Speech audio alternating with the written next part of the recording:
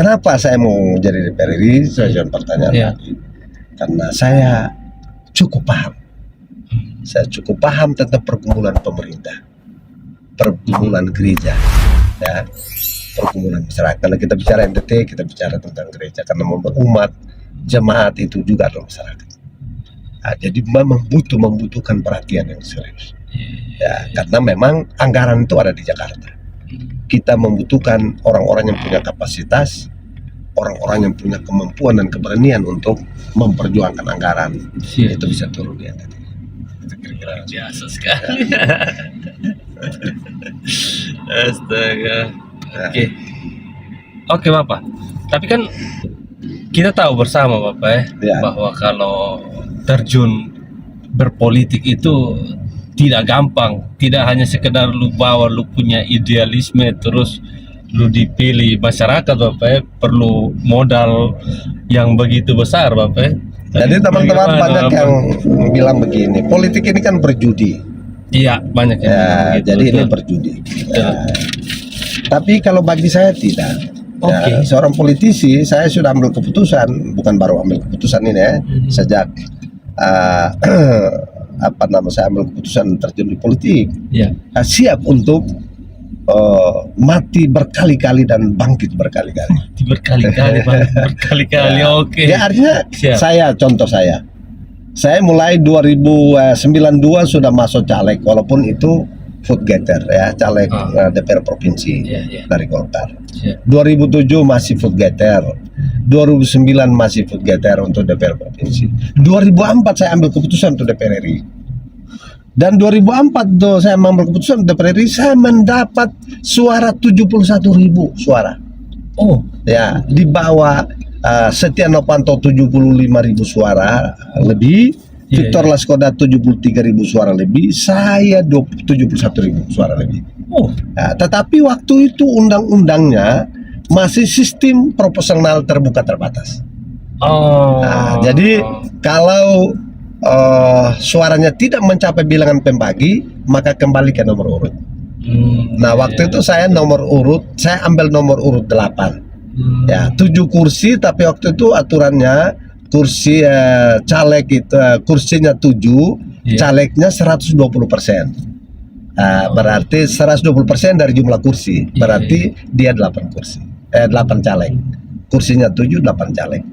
Saya ambil nomor urut 8 untuk kemudahan sosialisasi di masyarakat. Karena waktu itu saya merasa pede karena saya ada di anggota majelis sinode Gemit, dan ada beberapa saya mensponsori beberapa program, beberapa kebijakan yang menurut saya sangat monumental. Salah satunya adalah sentralisasi gaji pendeta. Jadi waktu itu saya pede benar. Karena banyak pendeta tahu bagaimana kapasitas saya, bagaimana peran saya. Ya, selain saya membentuk seluruh badan pelayanan kategori tingkat sinodal yang selama ini tidak ada. Kaum Bapak Gemit, kaum pemuda, pengurus kaum Bapak, pengurus pemuda, pengurus perempuan, PAR, itu adalah ide saya. Sehingga waktu itu saya mendapat dukungan yang luar biasa dari para pendeta. Tapi sayang karena sistemnya membuat, dan pasal yang dipakai sekarang itu saya salah satu yang bersama teman-teman dari satu dari NTB, satu dari Gorontalo, satu dari Riau, kita 4 orang menggugat yang pasal. Nah, itu kira-kira seperti itu. Luar biasa sekali perjalanan yang ini beta baru tahu ternyata, dan mungkin Bapak Saudara yang nonton juga banyak yang baru tahu ini cerita dan kita dengar langsung dari Bapak Alex nih. Oke Bapak, omong-omong soal pencalekan ya, Bapak kan sudah terjun berkali-kali ikut ini pesta demokrasi nih Bapak ya. Bapak sudah rasakan menang, hampir menang, bahkan kalah Bapak. Mungkin beta yang belum pernah terjun nih kepingin tahu rasanya seperti apa sih Bapak ketika kalah dulu deh. Kalah berpolitik nih Bapak, mungkin dari Bapak Alex nih langsung. Ya, saya karena waktu masih mulai 92, 97 dan 99. 99 kan pemilu dipercepat akibat reformasi. Siap. Ya, itu kan masih sistem proporsional tertutup Masih. ya. Siap, Jadi Bapak. sistem proporsional tertutup. Jadi masih daftar calon. Hmm. Nah, tetapi masuk di 2004 di era reformasi pemilu sudah multi partai ya. Iya. Sudah multi partai mulai dari 99 ya, 48 partai yang mengikuti. Masuk 2004 itu ada 24 partai. Ada 2004 itu 24 partai. Siap. Saya memulai langsung ambil keputusan untuk calon DPR RI. Waktu itu ya kebetulan saya anak yang dipercaya oleh Pak Akbar Tanjung. Ya karena mantan ketua GMKI atau selain itu ya punya dia melihat bahwa kita kerja dengan jujur, kerja dengan bertanggung jawab, kerja cerdas. Jadi akhirnya saya mendapat kepercayaan untuk DPR RI. Siap. Dengan memperoleh suara yang cukup besar 71.000. Tetapi tidak jadi. Saya stres. Baru saya pernah rasakan. Kan dulu kan pernah orang bilang lagu orang ini kan makan nasi terasa orang Kupang bilang takai di leher. Takai di leher. Nah, saya rasakan itu. Dan saya sakit yang tidak jelas. Saya Sampai sakit. Jadi setelah bulan April, waktu itu kan pemilu bulan April. Bulan April masih lumayan. Tetapi bulan Mei baru saya sudah mulai pikir. Ketakutan. Jadi malam saya ketakutan. Saya mulai ketakutan. Begitu saya ingat itu orang. Jadi sampai sakitnya aneh-aneh. Saya sampai ke Singapura. Tidak ada penyakit. Di Jakarta kan hampir dokter, mulai dari ahli penyakit dalam, ahli penyakit saraf, sakit jantung, saya segala macam normal. Tetapi kok saya sakit aneh-aneh. Nah, suatu ketika sudah pulang dari sana, saya pikir sudah saya mau mati. Saya kesian sama anak-anak masih kecil. Saya berdoa. Suatu ketika saya bertemu jalan-jalan karena begitu rasa sakitnya ini, saya langsung bertemu.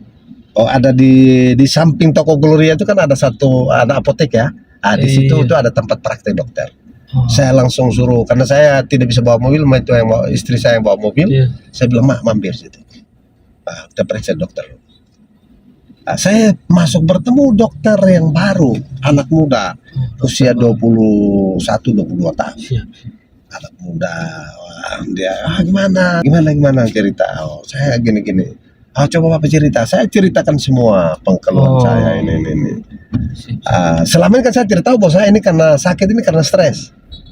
Jadi dia bilang gini. Setelah saya cerita semua, dia bilang, apa nikmati aja. Hidup tidak usah beban pikirannya berat, gini aja. Lalu saya terkejut. Saya stres ya? Dia bilang bukan Bapak stres. Dan saya nggak carakan Bapak jangan terlalu berpikir berat. Saya tidak berbantah lagi, saya sadar bahwa betul saya stres.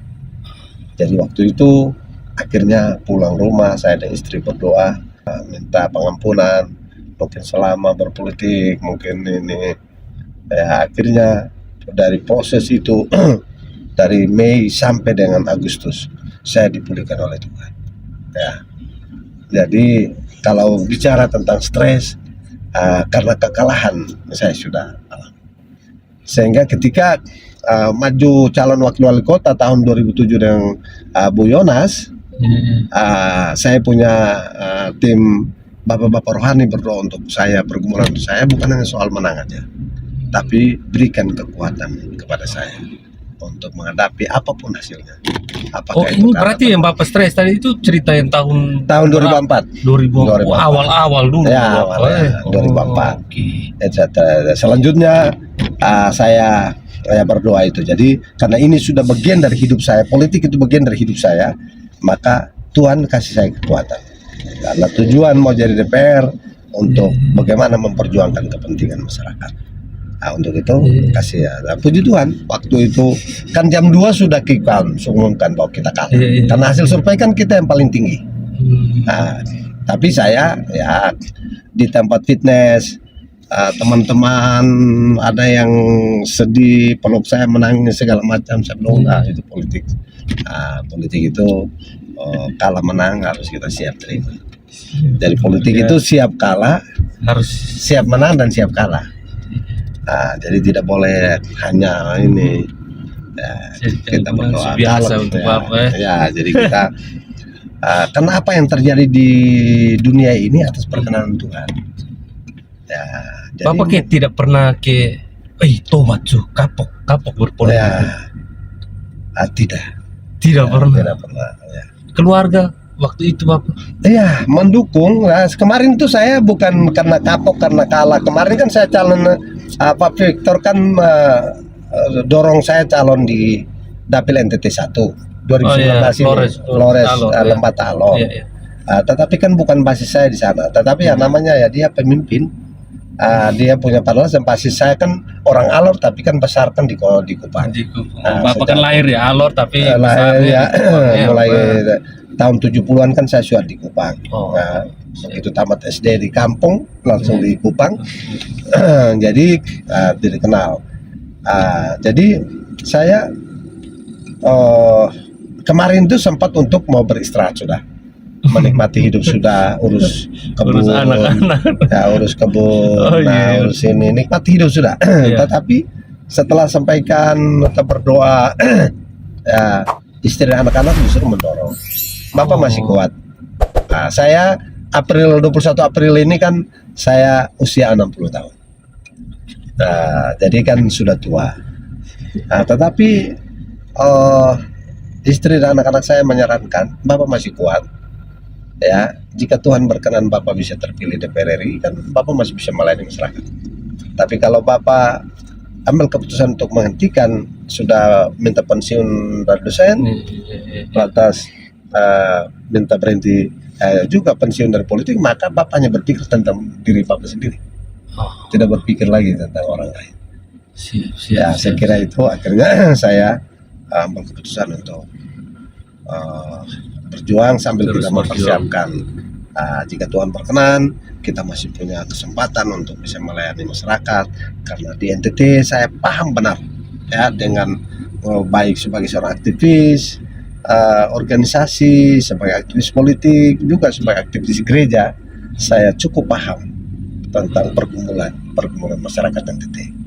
Sehingga saya jika Tuhan berkenan saya terpilih menjadi anggota DPR RI, saya tidak perlu belajar lagi apa yang harus saya lakukan. Tidak perlu meraba-raba lagi, tidak perlu langsung. Saya punya kapasitas ya sebagai seorang dosen 30 tahun, juga politisi lebih dari 30 tahun. Ya, saya kira saya tidak perlu belajar. Ya, karena mau menjadi politisi itu bukan hanya modal uang, ya, bukan modal tampang. Ya, karena kita DPR provinsi saja mitranya adalah gubernur, wakil gubernur, sekda, dan para kepala dinas. Itu mitra kita. Berarti kapasitas kita harus memadai, tidak boleh kurang dari mereka. Karena kita memiliki 3 fungsi yang dikasih oleh negara, yaitu fungsi legislasi, ya, fungsi anggaran, dan fungsi pengawasan. Ya, kita mengawasi seorang itu berarti kita kelasnya harus lebih tinggi. Minimal setara. Ya, nah ini saya pengalaman DPR provinsi 5 tahun. Ada 19 orang. Dari 65 orang, itu ada 19 orang yang tidak bisa bicara. Jadi kita berapat, mereka sengaja keluar, hilang. Ya karena di sana itu kan kita sudah beradu gagasan, beradu pandangan, beradu ide. Ya, you menolak sesuatu, misalnya you menolak program pemerintah, you harus punya argumentasi. Kenapa you menolak? Kan gitu. Ya, lu menerima ini anggaran juga lu tidak setuju. Lu harus juga punya argumentasi. Ya karena pasti kan ada pro kontra, ada yang menolak, ada yang menerima. Ini dia terima, ini dia tolak. Kita harus beradu argumentasi. Di situ orang akan melihat kecerdasan kita.